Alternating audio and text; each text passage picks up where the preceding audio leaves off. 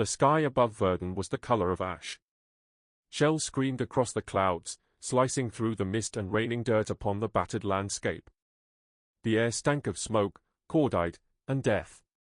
Beneath it all, two men, enemies by uniform, brothers by circumstance, lay buried in the same crater, the earth still trembling from the last barrage. Henri Leclerc, a French infantryman barely 20 years old, coughed through the dust and felt blood trickle from his temple. His rifle was gone, swallowed by the mud. The world around him was a blur of thunder and decay. Somewhere nearby, he heard the muffled groan of another man. He froze. Through the haze, a shadow shifted. A figure crawled closer, not in the blue coat of France, but in the field grey of Germany. Henri reached instinctively for his knife, but his hand trembled. The German was unarmed, his helmet cracked, his eyes wide and hollow. For a moment, they simply stared at one another, two ghosts in a graveyard of men. "Don't move," Henri whispered in broken German. The man raised his hand slowly.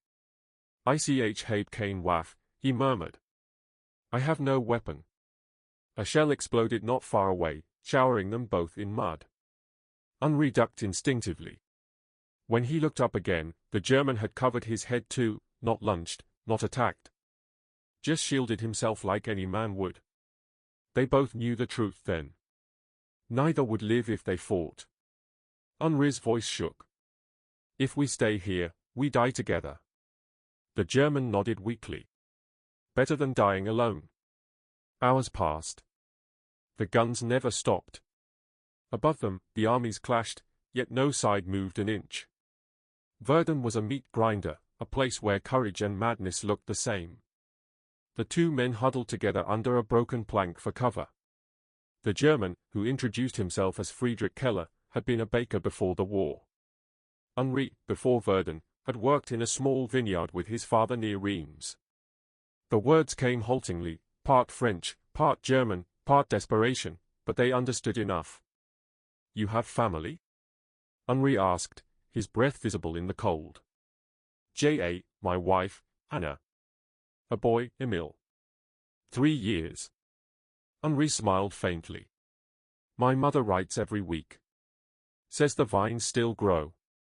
Even without me." The next shell landed closer. The earth shook like a beast. Friedrich instinctively shielded Henri from the debris. When it was over, both laughed, a dry, exhausted sound in the ruins of hell. Henri tore a piece of bread from his satchel, offering half to Friedrich. Friedrich hesitated. "For you," he said. Henri pushed it toward him anyway. "For both of us." That night, the guns quieted for a brief hour. The moon rose weakly through the smoke. Henri and Friedrich took turns watching the crater's rim, their rifles resting uselessly beside them. Somewhere beyond, both their armies believed the other was the enemy, yet here, under the broken stars, neither could see why. The silence that followed was heavier than the mud. Morning came without sunlight. Only the pale shimmer of fog creeping over the battlefield, thick, heavy, and silent. The guns had gone quiet, but everyone knew what that meant. Both sides were preparing to begin again. Henri woke first, his uniform stiff with frost. Friedrich was still asleep, one arm clutching the crust of bread they hadn't finished. For a fleeting moment, Henri almost smiled. He looked younger when he slept, like one of the boys from Henri's village before the war had stolen their innocence. Then came the sound. Far away, a single shell fired. The battle had found them again. Henri shook Friedrich awake. "Run," he hissed, though neither of them had anywhere to go. The crater was too deep to climb quickly, and the ground beyond was open death. The whine of artillery drew closer, followed by the bone-rattling crash of detonation. Both men ducked as shrapnel tore across the lip of the crater. A jagged piece sliced through Henri's sleeve, grazing his arm. He cursed and pressed his hand to the wound. Friedrich crawled over, tearing a strip from his own shirt and wrapping it around Henri's arm without a word. Henri looked at him, truly looked, and realized the absurdity of it all. A German soldier saving a Frenchman, deep in the soil of Verdun. "Merci," Henri said quietly. Friedrich nodded once. "Bitter." They waited for hours as the barrage rolled past. The ground shook so hard it felt alive, like some monstrous heart beating beneath them. By afternoon, the shelling ceased again, replaced by a more dreadful sound: boots. Dozens of them. French voices echoed from the ridge. Henri's heart leapt. His unit. He turned to Friedrich, panic in his eyes. "They'll kill you," he whispered. Friedrich said nothing, just stared at the dirt between them. "It's war," he murmured. "They will kill me or I will kill them. There is no choice." Henri gritted his teeth. There had to be a choice. He pulled Friedrich's helmet down over his face and motioned for him to stay low. "I'll tell them you're dead. Don't move. Don't breathe. Not until I say." Henri scrambled up the crater wall, his hands slick with mud. When he crested the edge, he saw them, French soldiers advancing cautiously, bayonets glinting in the dim light. One of them shouted, "Henri! You're alive?" He recognized the voice, Corporal Duval, his friend since training. Henri nodded weakly. "A shell buried me.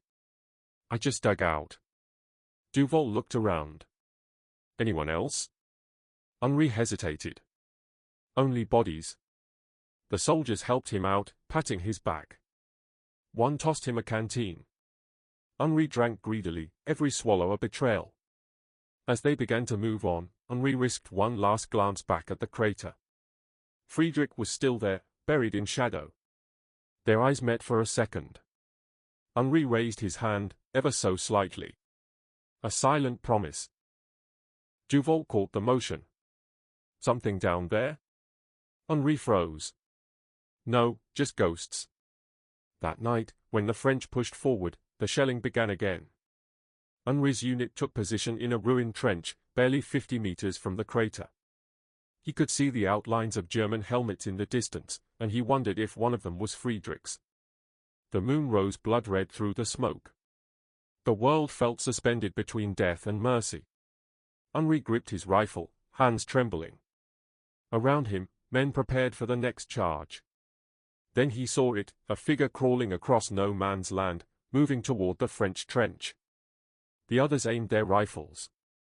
"Bosh!" someone shouted. Henri looked closer. His heart stopped. It was Friedrich. "Hold your fire!" Henri shouted, too late. A single rifle cracked. Friedrich stumbled, clutching his chest, and fell into the mud. Henri dropped his weapon and vaulted over the sandbags, ignoring the shouts behind him. Bullets whizzed past as he sprinted through the wasteland, the same mud that had swallowed thousands. He reached Friedrich's side and fell to his knees. Friedrich's eyes fluttered open, weak and glassy. I tried to come back," he whispered. "Didn't want to die alone." Henri cradled his head, tears cutting lines through the grime on his face. "You're not alone," he said. "You're not." Friedrich smiled faintly, a small, human thing in a world that had forgotten humanity. Then the smile faded, and the battlefield fell silent once more. The next morning, when the medics found Henri, he was sitting in the mud beside the German's body, his rifle laid across his knees. He'd taken off his own dog tag and pressed it into Friedrich's hand, as if to tell the world that here, at Verdun, enemies had died as brothers. And somewhere far beyond the guns, in a quiet vineyard in France, and a bakery in Germany, two families would look to the sky and wonder why the letters stopped coming. The sky the next day was bruised grey, heavy with smoke that never quite cleared. Verdun's hills were no longer hills, only mounds of churned mud and shattered bone. The French line had advanced barely 50 meters, yet the cost was 1,000 men. Henri was one of the few who returned walking. But something inside him had stayed in that crater. He sat alone by the trench wall, helmet off, hands shaking. His comrades spoke in low, exhausted voices, some laughed, others cried softly. No one looked at him for long. Henri's face was pale, hollow. When Duval passed by, he tried to offer a cigarette, but Henri just stared through him. "You should rest," Duval muttered. "You look like death." Henri's eyes didn't move. "Death and I shared a hole, remember?" That night, when the others slept, Henri pulled a small scrap of paper from his pocket. It was torn from Friedrich's notebook, the only thing he'd taken before the medics came. The note was in German, scrawled and shaky, but Henri understood the meaning even without translation. It read, "Anna, Emil. I dream of bread and sunlight. If I do not return, tell our son I was not a monster." Henri traced the words with his thumb, over and over, until they blurred. The next morning, he asked his commanding officer for permission to visit the casualty field. "I lost something," he said. The officer, too tired to argue, waved him off. Henri walked for hours through rows of corpses, blue coats and grey mixed together, no distinction now. Crows hopped between them, pecking at whatever humanity was left. He found Friedrich's body near the edge of a trench, half buried in the earth. Someone had already taken the boots. Henri knelt beside him and brushed the mud from his face. "You shouldn't be here," whispered a medic behind him. "They'll burn the bodies soon. Disease." Henri ignored him. He took a piece of chalk from his pack, used for marking crates, and wrote on a wooden cross nearby. "Friedrich Keller. Ein Mensch, kein Feind. A man, not an enemy." He planted the cross himself. When he returned to camp, Duval pulled him aside. "Command says we're moving. East flank. They say the Germans are pushing hard again." Henri just nodded. "They always are." The days bled together. The smell of rock clung to everything, bread, water, even dreams. The sound of artillery became a kind of heartbeat. Sometimes, when Henri closed his eyes, he heard Friedrich's voice in the thunder, calm, weary, asking about the vineyard, about home.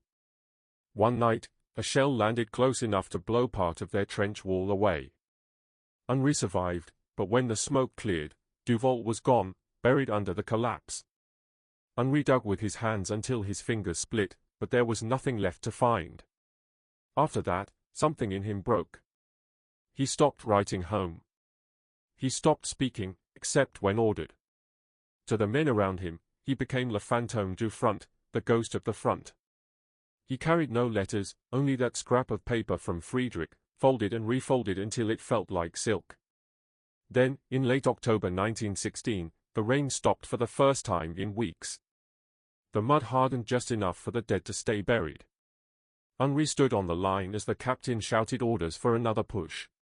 But when the whistle blew, Henri didn't move. Instead, he looked to the east, where the German trenches sat, silent and scarred. He thought of a bakery in Hamburg, of a boy named Emil who would grow up without knowing his father. And he thought of his own mother, tending vines under a kinder sky. Without thinking, Henri took Friedrich's note and pinned it inside his coat.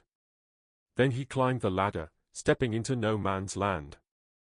Bullets cracked past him, but he didn't flinch. Smoke swirled arrow.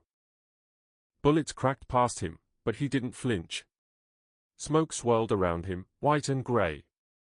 Somewhere, a machine gun spat fire, but it felt distant, like the sound of rain on a roof he no longer lived under.